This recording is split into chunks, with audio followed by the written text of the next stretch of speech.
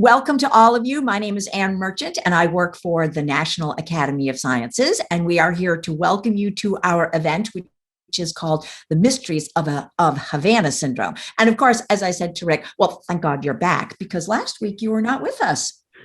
No, I had a childcare emergency. I had to look after a 3-year-old. I'm sure many of you understand. I'm Rick Lovert. I'm the program director of the Science and Entertainment Exchange, a program of the National Academy of Sciences. And last week was only the second event I've ever missed in the 13-year history of the exchange. So my apologies. Well, don't make it 3. 3 is not a good number, so we want to keep you on the stage.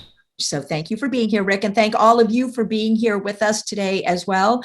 We have both David Relman and David Gray here to talk about the mysteries of Havana Syndrome. This was a topic that seemed kind of like a natural fit for us here at the Exchange. It's mysterious, it's dramatic, it's largely unexplained. It has sort of a global intrigue aspect to it, and there's plenty of science involved. So when we think about the work of the Science and Entertainment Exchange, it has science, it has that sort of entertaining aspect to it. So it really felt relevant to us. And I think, Rick, you'll agree that that's kind of the way the Exchange looks at how we pick through the catalog, as it were, of the work of the academies. And so I'm going to hand it to you to talk a little bit about what the Exchange is and does, and to talk about how we're going to do our Q&A today. Yeah, that's right. I mean, more to that point, actually, David Gray had expressed a curiosity in Havana Syndrome long before we even had the idea for the event, and actually worked it was through an Exchange consult that we thought of asking him for this event. So thank you, David Gray, for doing that. We really appreciate it. So if you are a writer, producer, studio executive, you're just hearing about the Exchange for the first time, if you dial 844-NEED-SCI or you email us at theexchange.nas.edu, we will do everything in our power to connect you with a field expert who can understand your question, put it in context, and answer it for you for your story.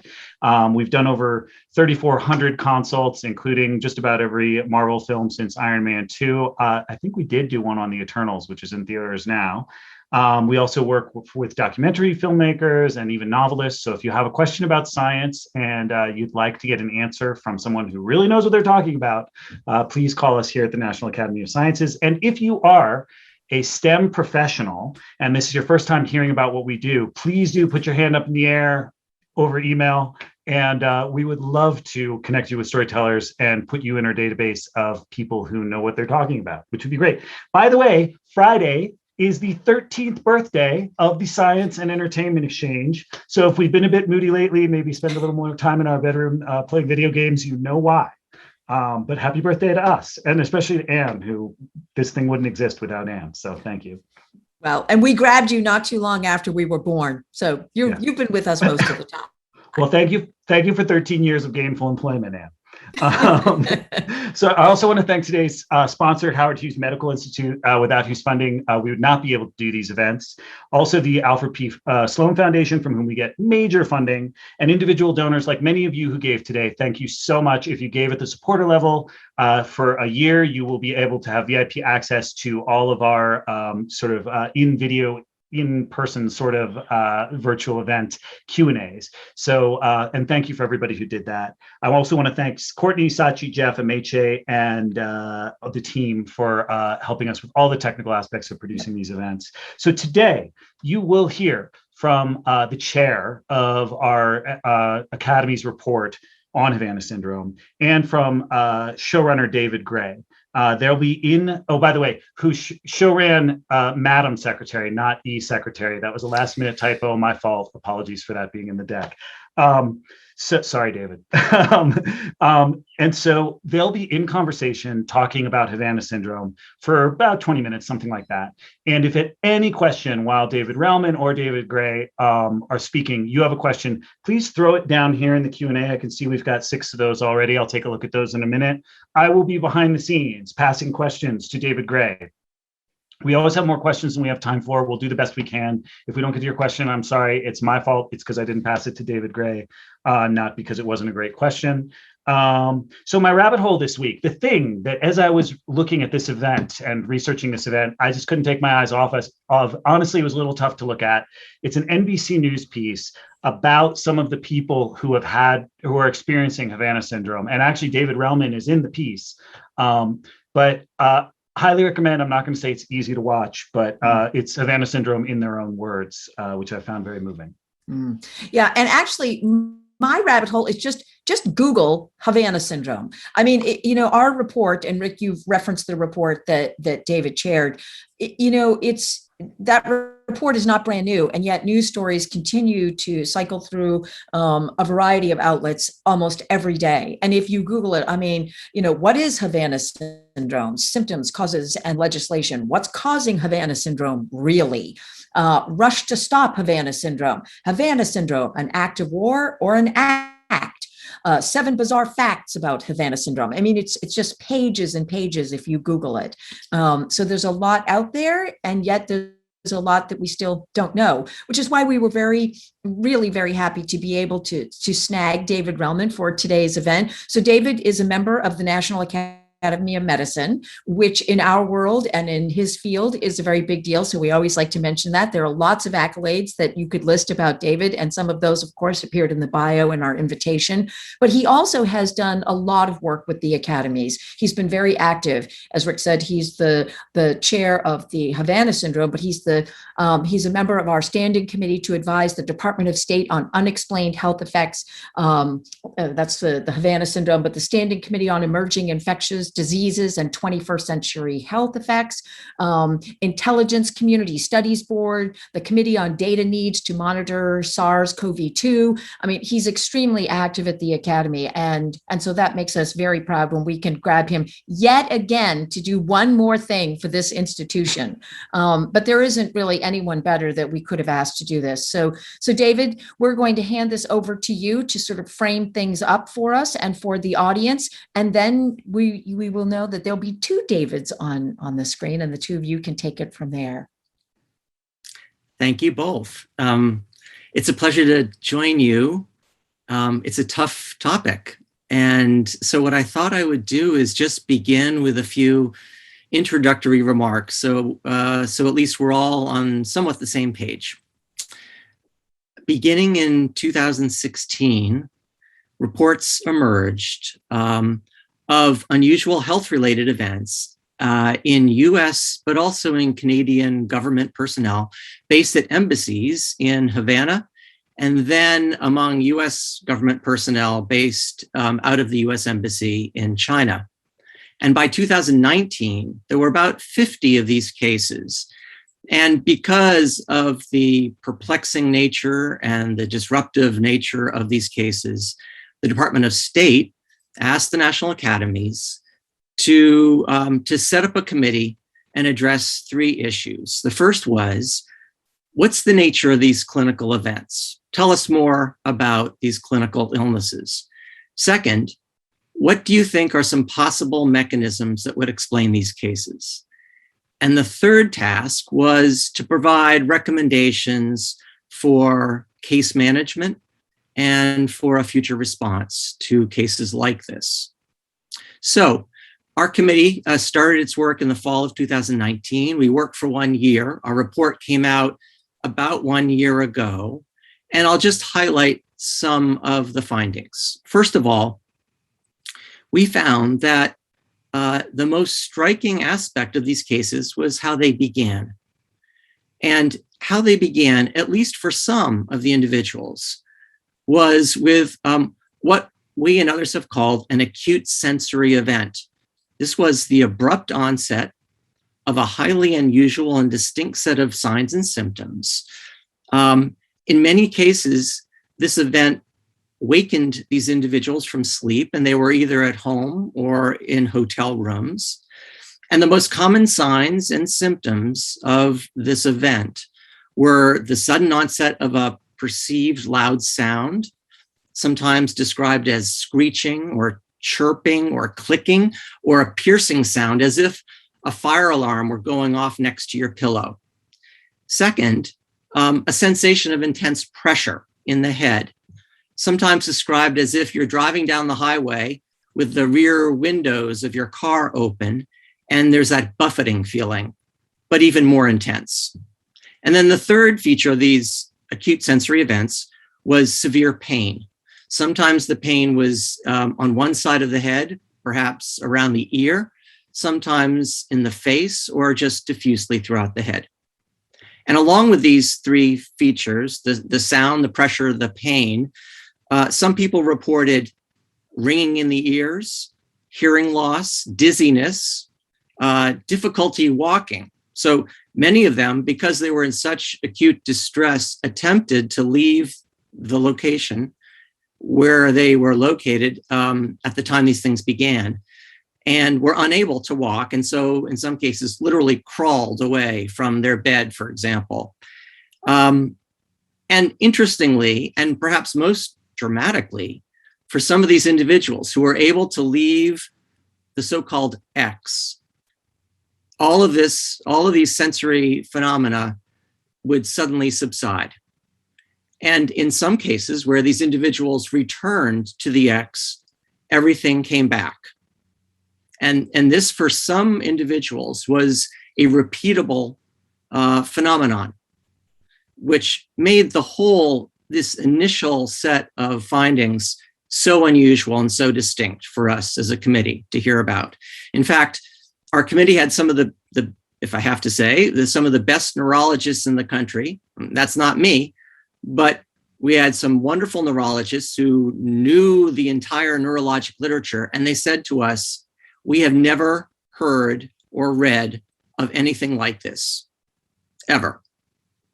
Now, in addition to that acute sensory event, which again happened in just some individuals, not all, many of those same individuals and other individuals then had what were a series or a collection of other clinical findings that were much more common.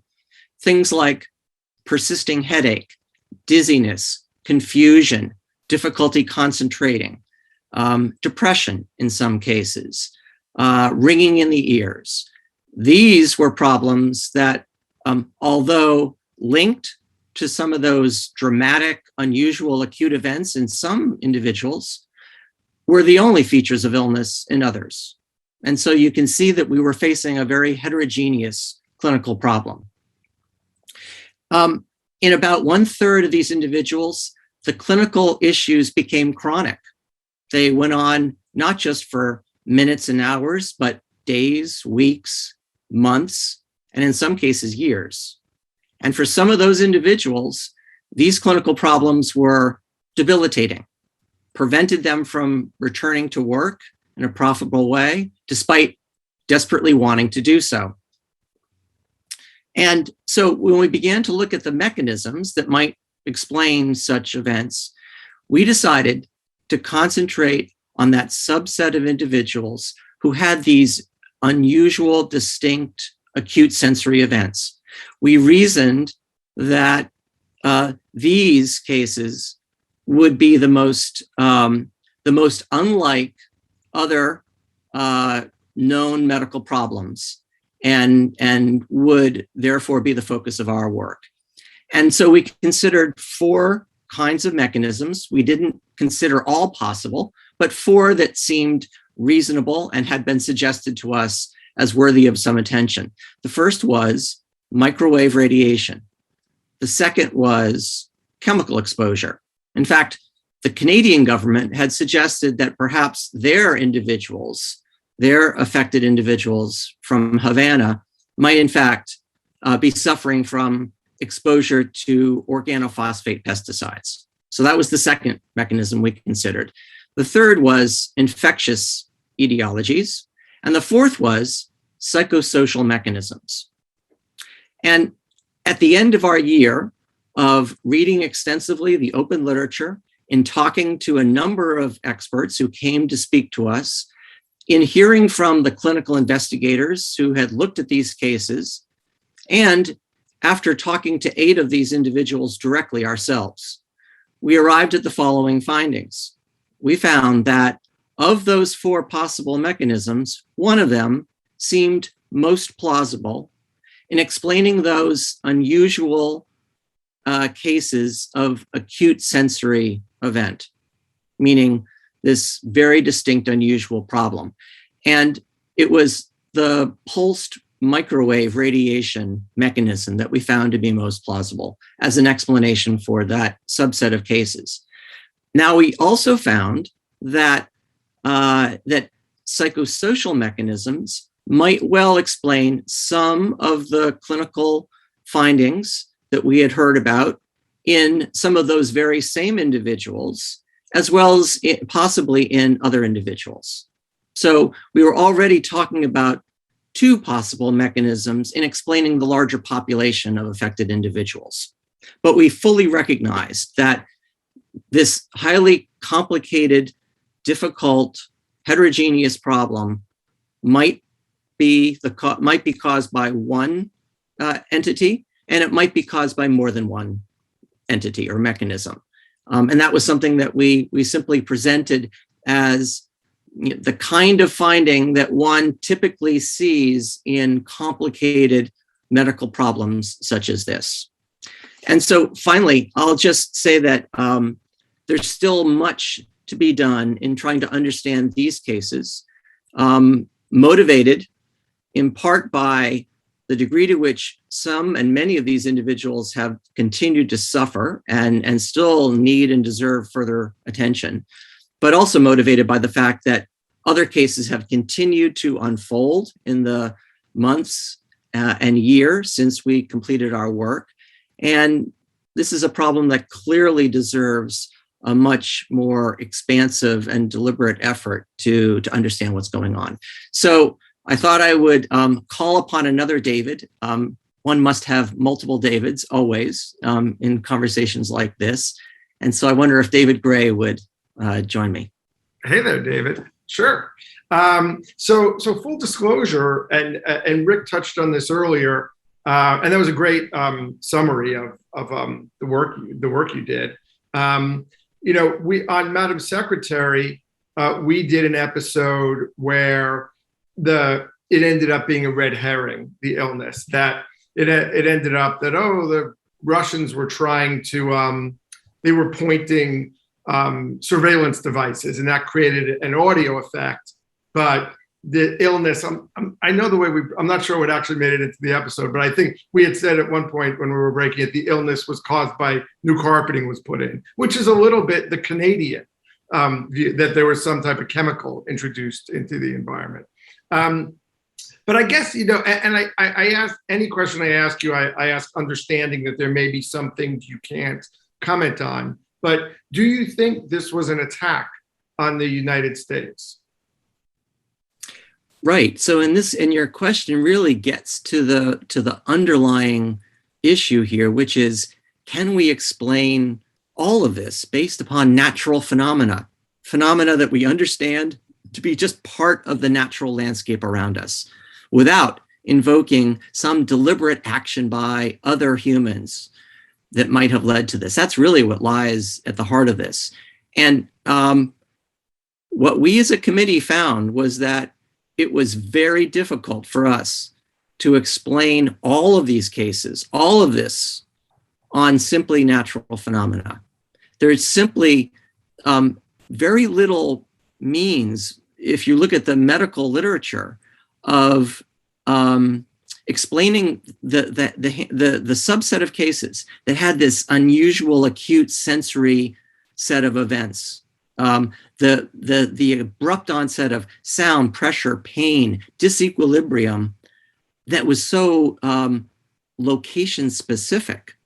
These were people who were literally knocked to their knees, unable to walk, and as soon as they left this particular site, this location, the X, it subsided. And the cases that were even harder to explain were the ones that told us, I then ventured back because I couldn't believe what I had experienced. I went back to the place where I first experienced this, and it came right back again. Same thing.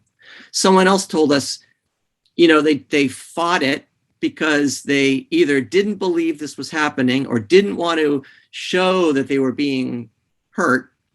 And so they just grinned and bared it for a period of time, and then finally couldn't and left. But one night later had the same thing happen in the middle of the night, and again struggled to leave, but was able to reproduce all of this by returning to that location.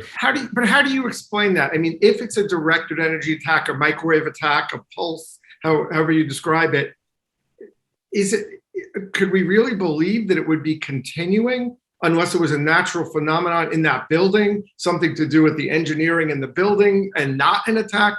I mean, or it sounds psychological, and I don't mean to disparage because these people are suffering, but how did the people on your team, and there is someone asking, like, what other kinds of experts was the team made up of? You mentioned neurologists.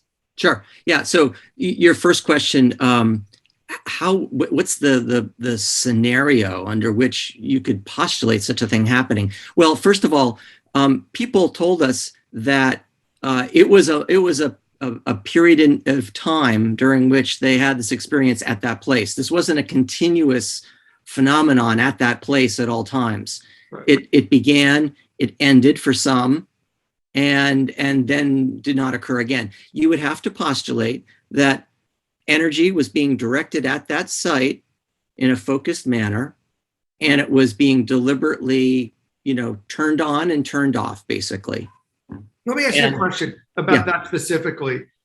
Would it be focused on one person based on the technology that is out there? I mean, I saw an image in one of the reports or in some reporting on this of a big machine that the Russians made, I don't know, 20, 30, 40 years ago. And it's speculated that now it could be reduced down smaller and easier to transport. But would they attack one person at a time, or would it be an entire building?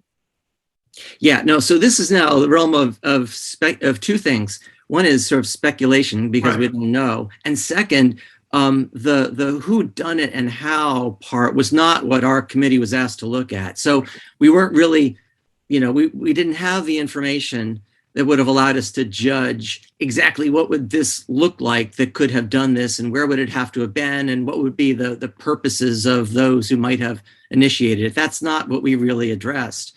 So that would just have to be something that one would speculate about. But I guess it's the words directed energy. How direct? I'm picturing like a laser.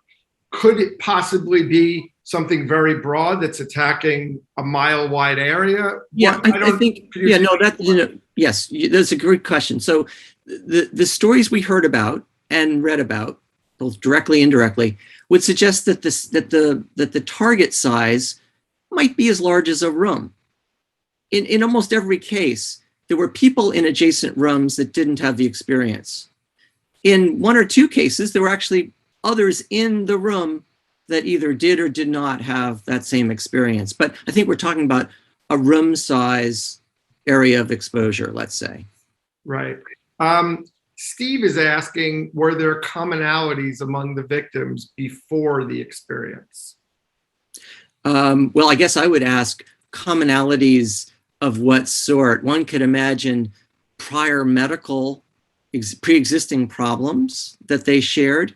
Right. One might imagine occupation or other kinds of shared, features. Right.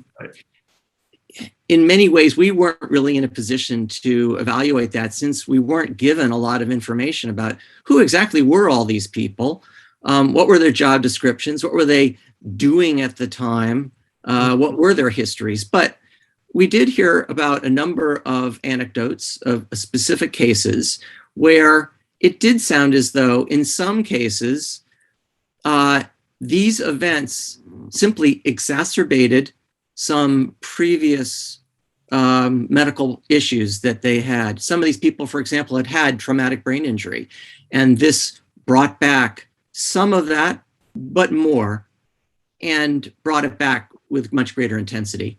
So that's not true for all.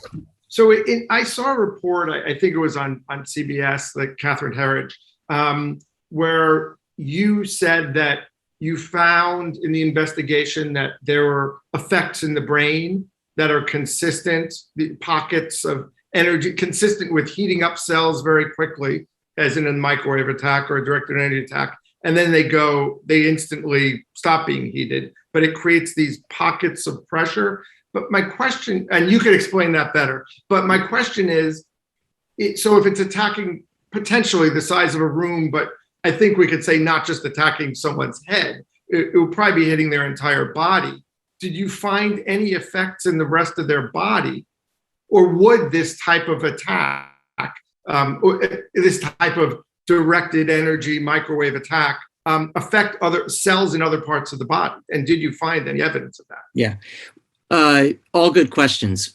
First, we did not really have the means to do our own investigation of these cases. We simply collected all that we could from those that had done various, and sundry investigations, and tried to make, the most sense out of it we could. There are a lot of important questions of the sort you're asking that we would have loved to explore experimentally and with clinical investigation. We just didn't. But I will say that getting back to possible mechanisms, the theory behind microwave effects on biology is a bit confusing and incomplete.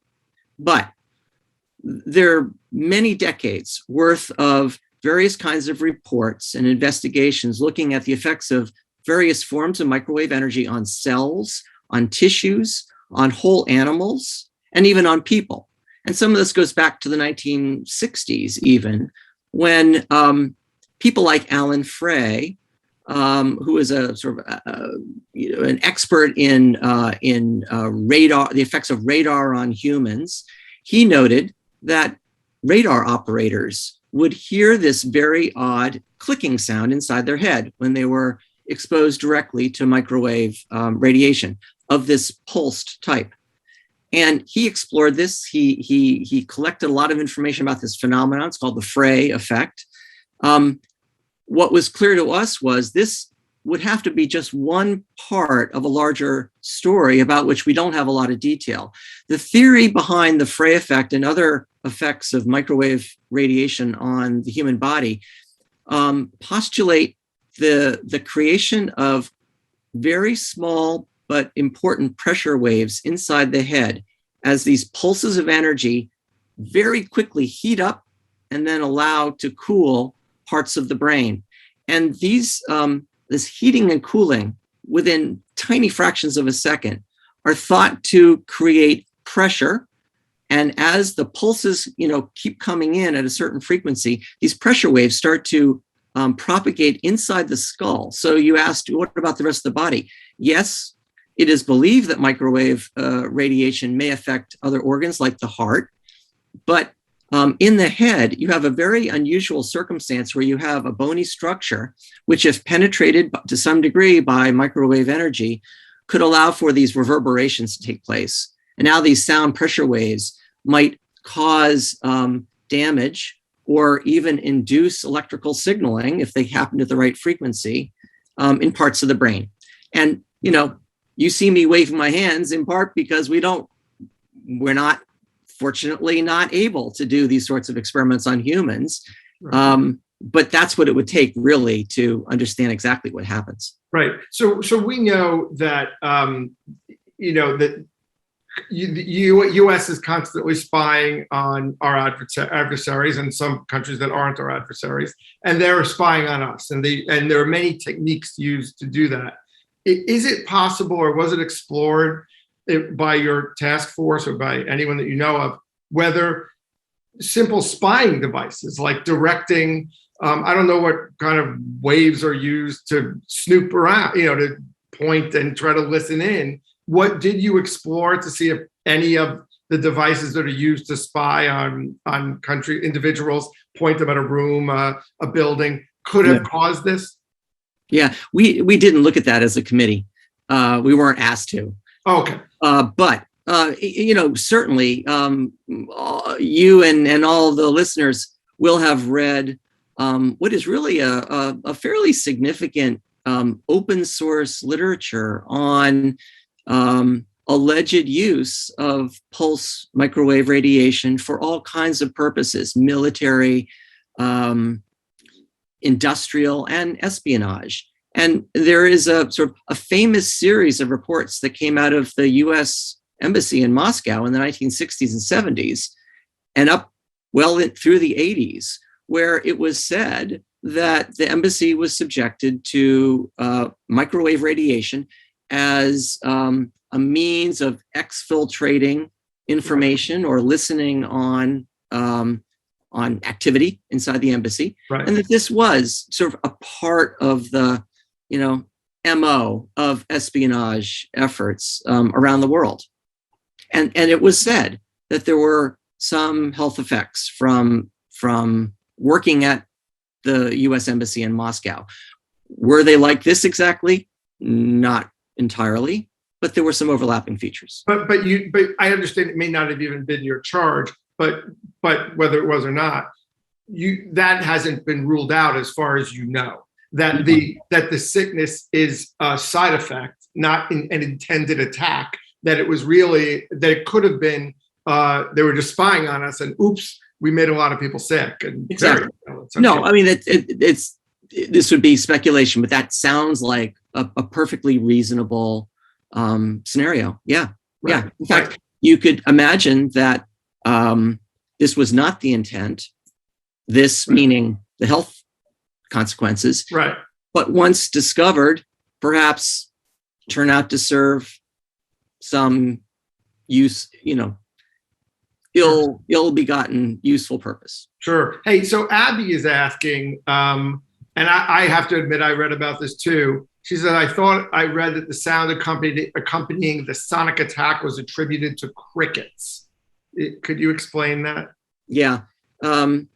There's an advisory group of scientists who have worked for many decades for the U.S. government in addressing science and technical problems. They're called the JASON.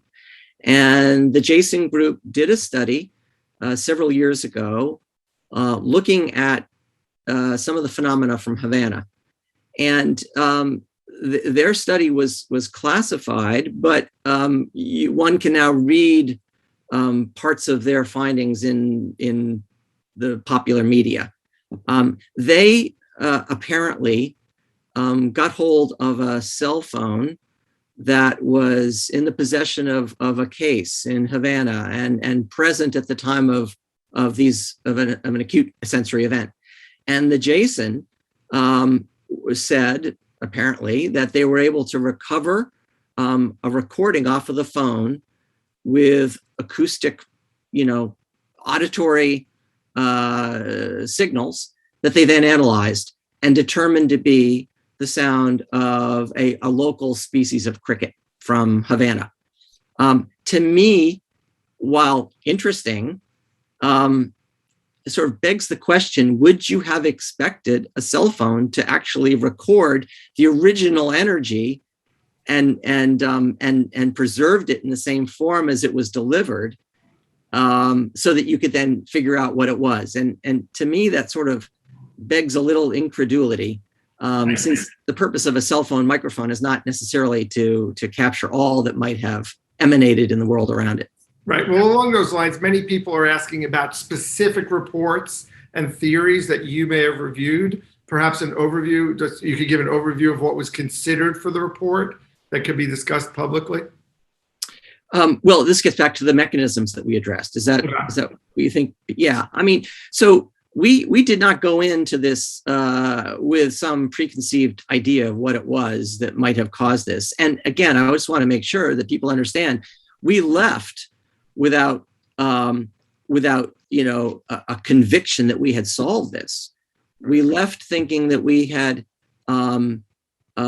provided a little bit greater clarity on possible mechanisms, and one in particular, that pulsed microwave energy could explain at least some of the acute sensory events in that subset of individuals. But we did not think that that was, the only possible mechanism. And again, we turn to psychosocial mechanisms as a potentially important contributor to all of this. I mean, you can imagine, in fact, we know that acute injury, which then has, persisting debilitating effects, is a very upsetting experience for any normal human being, and will elicit sort of a psychological response and even rewiring within the brain that then sets up a lot of other phenomena which look like other kinds of medical illnesses. Right. Well, what do what do you think the odds are that because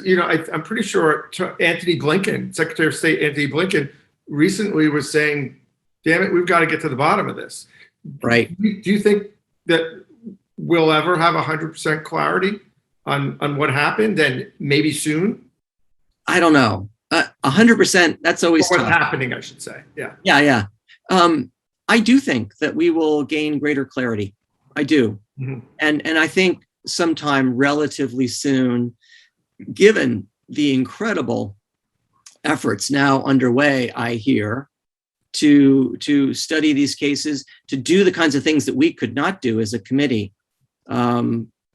Look carefully at every individual and the circumstance, who they were, what they were doing, all the environmental information that goes around those cases. That's the kind of thing that could be very helpful. I mean, what you'd love to do is to integrate three kinds of information. One is the clinical.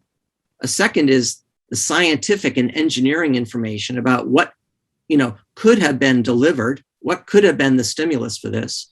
And then the third is the so-called circumstantial, environmental, operational information about exactly what were the context for these cases. And those three things together, I think, will provide greater clarity. Yeah. So in terms of getting that clarity, Barbara is asking, just by profession, what was the composition of the committee? Oh, right. We were 19 people. We had a good number of different kinds of clinicians with relevant expertise. So I mentioned neurologists, but neuro-otologists, neuro-ophthalmologists, people with vestibular expertise. But we also had several environmental health experts, former director of the National Institute for Environmental and Health Sciences at NIH. We had a couple of experts in directed energy and its effects on biology. We had some epidemiologists, because in fact, this is sort of a wonderful example of just a supremely typical but challenging epidemiologic problem. Right. And so we had some of those, and a variety of other kinds of experts of that sort. We had psychiatrists, et cetera. So if it was a directed, if it's been directed energy attacks, and I know I keep nibbling around the edge of this, how close would, I know it's all theoretical, but you couldn't do that from a mile away, I'm assuming. I'm assuming you'd have to be pretty damn close, like across, maybe in the building across the street. Is that, like, at what distance do you think? I know it's all speculation. You haven't seen if a weapon even exists, but if it did, right, based on the science as we know it, in order to achieve these effects in people's brains, how far away, how close would they need to be?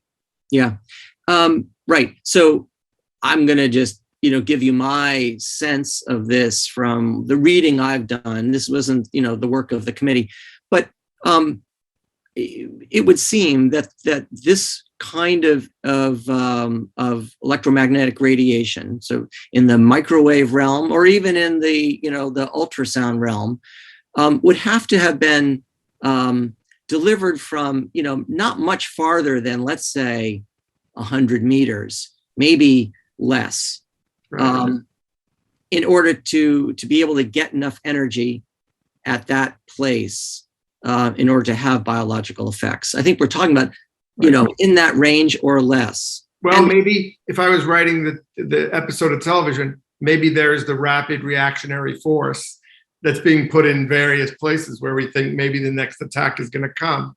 So we could, I understand that in other countries we can't exactly bust down doors, but we maybe could observe in various ways. Right. Now, and remember that the cases we looked at largely were from Havana. This is a place where the U.S., even at the best of times in 2016, with the reopening of Cuba to the United States still did not have much control, much access, much means of operating freely. And so even the residences of our own diplomats in Havana were not entirely under the control of US people. So in other words, you can imagine, and then we heard about cases that took place in hotel rooms where, in a place like Cuba, we have almost no control. Right. You're told to go to that room and sleep on that bed on this night. Yes. And you don't have much say in that. I imagine in China, it's not much better. Different. And so you don't necessarily have to postulate being 100 meters away, for example. Yeah. Sue is asking, are you aware of civilians being attacked by these weapons? I'm not aware. I will. If they are weapons, if it isn't. Yes. But I mean, actually, this is a really important question because, there are several embedded sub-questions. One is, well, what exactly is this thing we're talking about, this phenomenon? And is it maybe multiple phenomena, in which case there may well be people here in the United States who also are suffering from maybe a mild version of something that we're talking about here. It's very hard to say. All I'll tell you is my email inbox would strongly suggest that there are plenty of people who are very concerned, perhaps even suffering from something that to them looks like this. And for us as a committee, without, a good diagnostic test that says, aha, this is a case of X, and that is a case of something else, equally problematic, but different. We don't have that test. And so it's going to be really hard to sort all of this out until we really understand what exactly is going on and how do we have, more specific diagnostic tests for this. Right. Apologies if I get the name wrong, but Kellyanne is asking, are there any autopsies of someone who died from any cause who had Havana Syndrome? Has anyone died that you know of? Not necessarily of Havana Syndrome, but someone who had it and then died and their brain could be autopsied. Not to my knowledge. However, the Canadians told us that one of their families who had very dramatic events, one or more nights, had a dog. And the dog began to exhibit aberrant behavior from that first night on, developed intractable seizures, and had to be put down once the family returned to Canada. And there was an autopsy on that dog. And we did not see the results of it, but it has been reported in various channels. Wow. Well, Tony is asking, how did you evaluate the theory that this was due to a kind of mass psychosomatic effect? Yeah, we, getting back to the question, did we have people on our committee with expertise in this area? We did.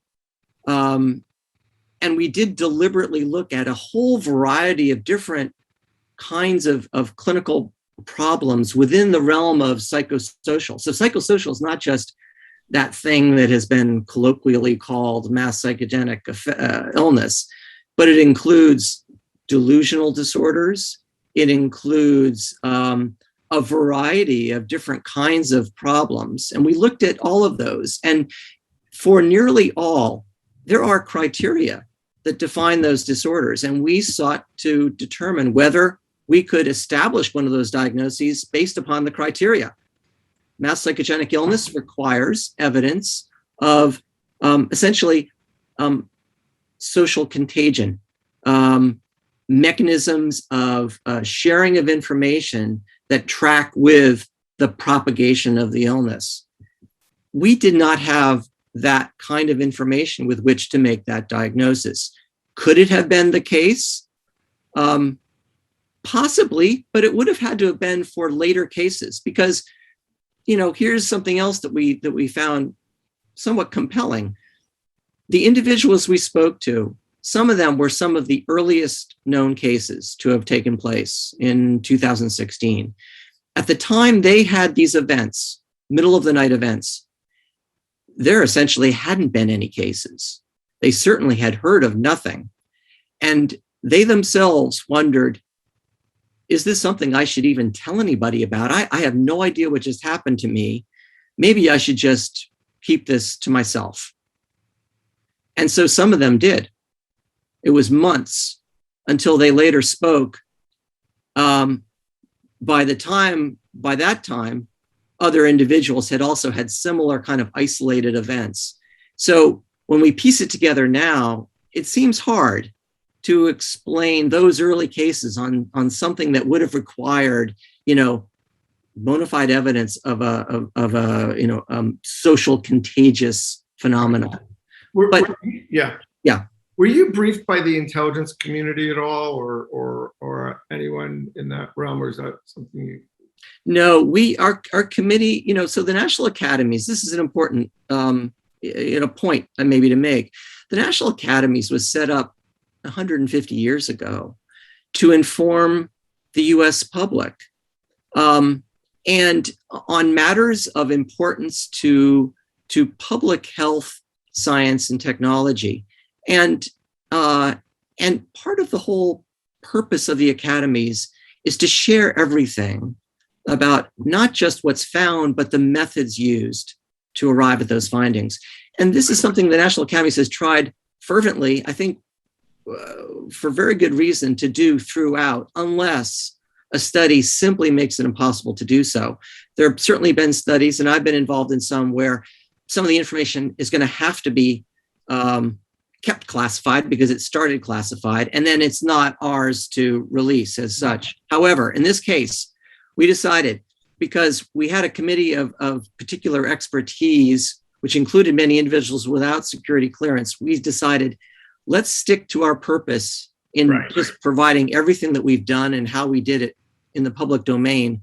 And we'll have to hope and wait that a subsequent study will take on and make use of all the other information, which may well be classified. Right. I guess what I'm getting at, and maybe it answers itself in that, obviously the United States has a lot of ways to push on this issue. And so, if there's some type of weapon out there, there's no doubt in my mind that we've got a lot of resources looking into, do the Russians have this? Can we find out about it? Or do the Chinese have this, or whomever? Whether or not this thing even exists. I think it's pretty hard to develop a weapon system in pure secrecy in the world nowadays. But that, again, that's outside your realm. But maybe the fact that your committee even existed spoke to the fact that they had confidence that this is more than just a psychosomatic effect. It's more than mass hysteria, and that's why Anthony Blinken, Secretary of State Anthony Blinken, recently said, "God damn it, we're going to get to the bottom of this," because he knows there's something that they need to get to the bottom of. And so have many other leaders of agencies and departments in the U.S. government, right? From the National Security Advisor and the President to the Director of the Intelligence Community, et cetera. So yes, and again, as a clinician, having looked at lots of perplexing, mysterious illnesses, there was a subset of these cases where you walked away going, this simply cannot be something of a natural sort or something that was concocted in the minds of these individuals. These were people who were profoundly injured through means that with features that you simply can't explain by some other known kind of mechanism. It wasn't toxic mold. It wasn't. Yeah, right. No, right. And so along those lines, though, and the dog, Kellyanne has an interesting question: were any effects noted on flora and/or fauna in the proximal vicinity? That's a great question. I don't think there's been a good look at that. Yeah. There had to be, besides the dog, other forms of life. Yes, and you can imagine that this kind of phenomenon, the so-called thermoelastic waves in the head, might have been, unusually well tuned to a human skull, but yes, we know that electromagnetic radiation has all kinds of effects on biology, biological systems, as well as on electronic systems. I mean, that's another thing you would have liked to have done. In fact, you would have to hope and assume that people are doing forensic analyses on electronic equipment in the vicinity of these cases. Right. Bruce is asking, has anyone, I mean, I'm assuming this is outside the realm of your expertise, but maybe not. Has anyone developed a wearable sensor which would perhaps turn a different color when exposed to strong microwaves, like a radiation badge of sorts? Yeah, well, I know there's a lot of interest in developing sensors that are broad enough to capture whatever the form, if it were, of electromagnetic radiation, but also sensitive enough to pick up something that might be very subtle. I mean, and that's what makes this really tough. We're not aware because we're humans and we don't have sensory organs for this, but we're living in a world largely of our own creation that is just bathed in various forms of electromagnetic radiation. So there's a huge amount of noise going on that we don't even hear, so to speak, but it makes the world of a detector designer incredibly challenging. And so, right. Yes, I'm certain that there are efforts underway, but until we really know exactly what this is, it's going to be a bunch of shots in the dark. You don't know what you're detecting. It's like to detect the poison, you have to know what poison you're detecting. It doesn't work. Yeah. And generally, the broadly sensitive methods, tend to be less sensitive. So, I mean, for any one thing. Right. Not surprisingly, here's a summary of many questions. If a civilian believes that they do have Havana Syndrome or something like it, what would you, Dr. Relman, recommend that they do? So the first thing I would remind people is that most things that look like this are probably not this.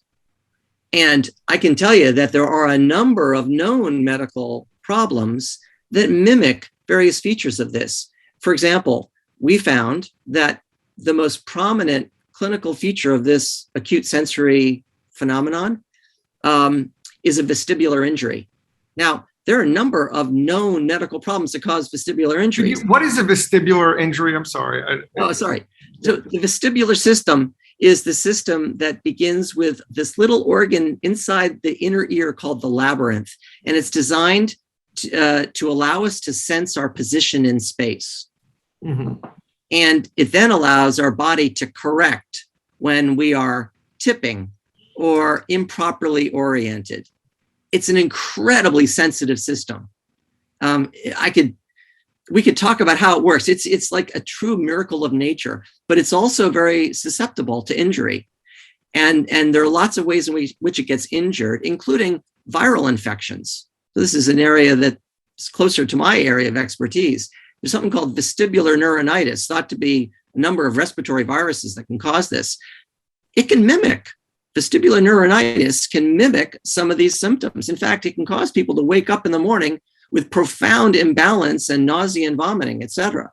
So the first thing you want to do is, if you think you have a new important illness or a debility or something that is clearly impairing your health, go see a healthcare professional and get the common things addressed and, if necessary, ruled out. Right.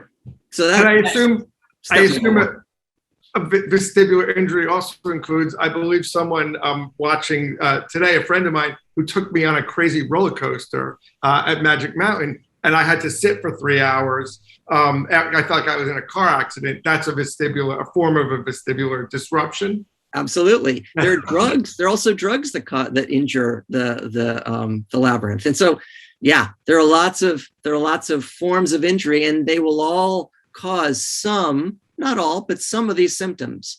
Not so much the location-specific features, but maybe some of the other ones. Right. Manuel is asking that he says that understands that scientists in Cuba's academy repeatedly offered to collaborate in an investigation. Why wasn't there any collaboration?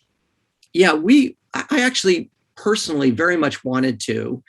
And it was really a problem of logistics. So the Cubans had already begun their own investigation in Havana well before our national academies was contacted. And they actually reached out and said, how about if we do something together?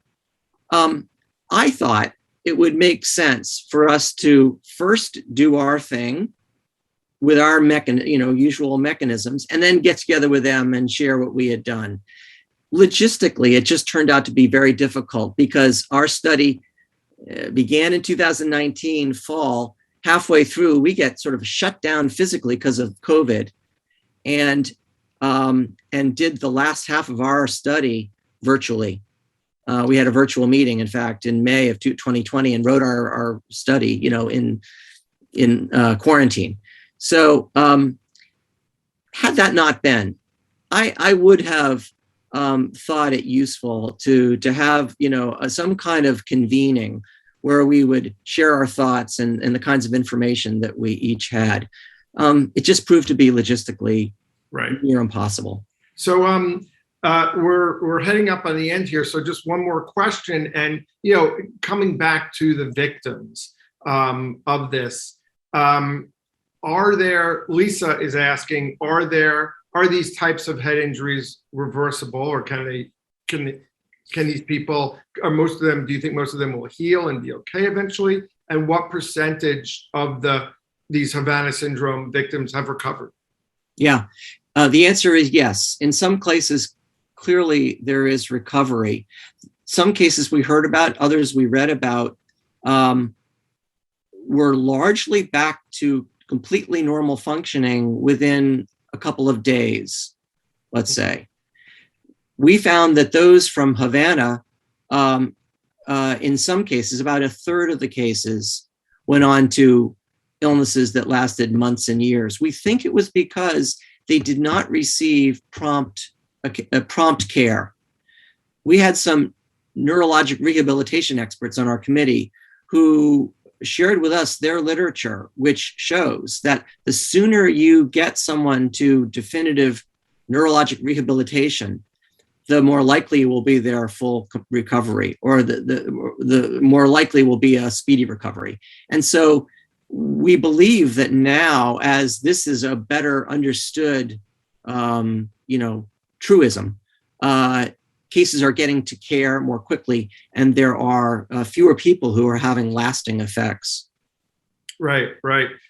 Someone asked, how can the television industry, how can storytellers get involved and help? And that's a tough one, because I don't know how.